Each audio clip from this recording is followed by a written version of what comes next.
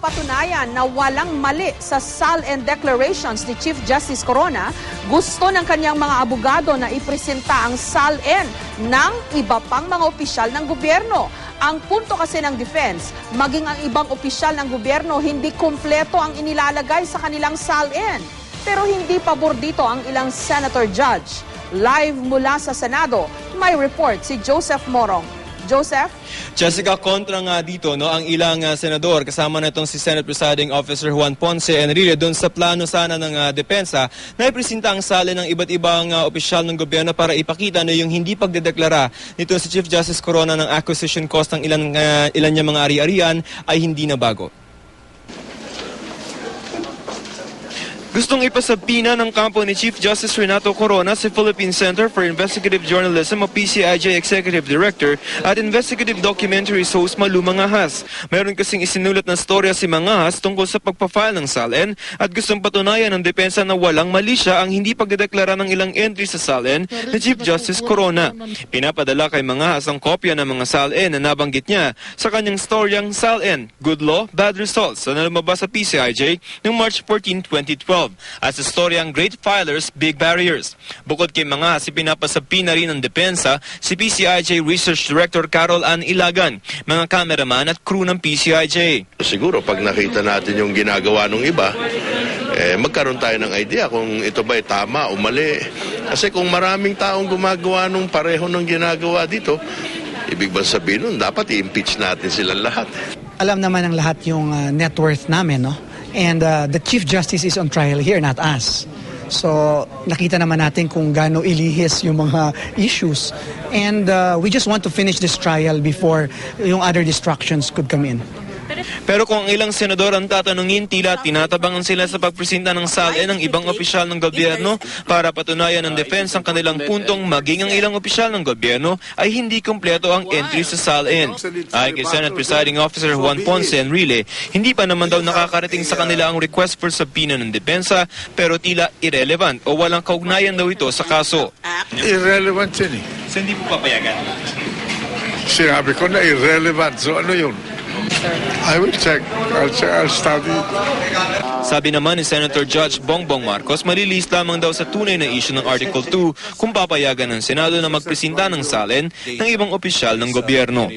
Ang pinag-uusapan lang naman is the SALN of the Chief Justice. And to drag all kinds of other people into it is really, it is not really very useful. It is non-disclosure.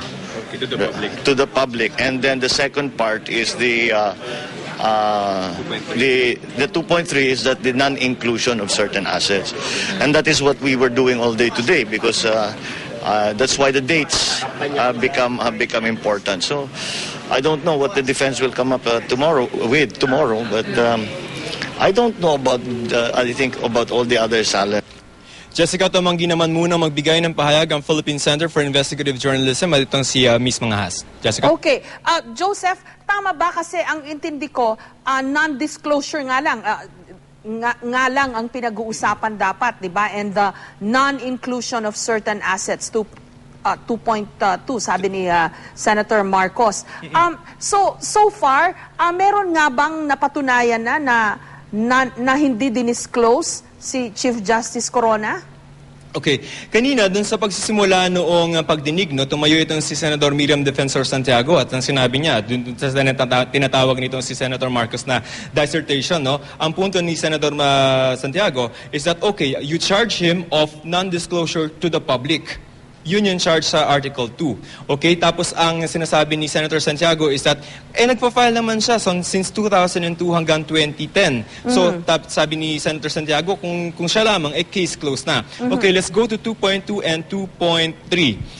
Meron mga lumulutang na mga properties na parang wala or na late, at least the very least, itong mga columns. Kasi parang 2006 nabili yan, tapos 2009 sinisingil siya for association dues. Ang sabi ng prosecution is that at least late siya ng 3 years or 4 years. Pero may ilang mga senador, particularly ito si Senador Lacson and then si Senador Arroyo, okay, kung merong omission, kung medyo halimbawa na late yung pagdedeklara ni Chief Justice Corona ng ilan niyang ari-arian, ito ba ay masasabi nating impeachable offense? Kinorek naman daw niya ng 2010 SALN niya, sabi ni Senator Lacson. That's right. At ang sinasabi, kung kinorek siya ng 2010, ay wala naman siyang intensyon na itago.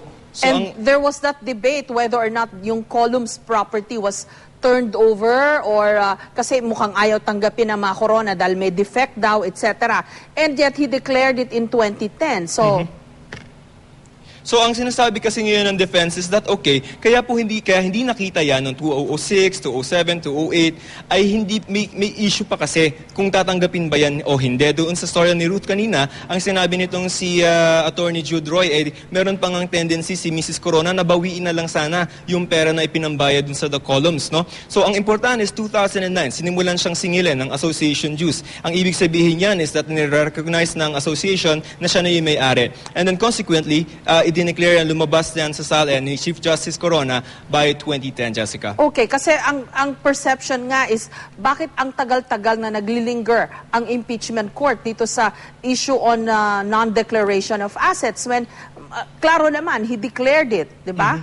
Ang posisyon ng prosecution, ilang beses na sinasabihin sa atin yan na truthful declaration. Okay. Yun yung gusto nilang puntuhin. Na parang Doon nagkakatalo ngayon. Oo, kasi parang kung ilalaban pa nila yung halimbawa non-declaration, ay mukhang medyo mahina na ng konti yun. Kasi nakita naman na nag-declare, hindi lang nila nakita. Kasi nga hindi pinayagan ng Korte Suprema. Nung una. That's right. Now that it's out, ang pinupunto ngayon ng prosecution is dapat truthful declaration yung SALN mo. Kasi lalo na dahil Chief Justice siya ng Korte Suprema, Jessica. Okay. Maraming salamat, Joseph Moro.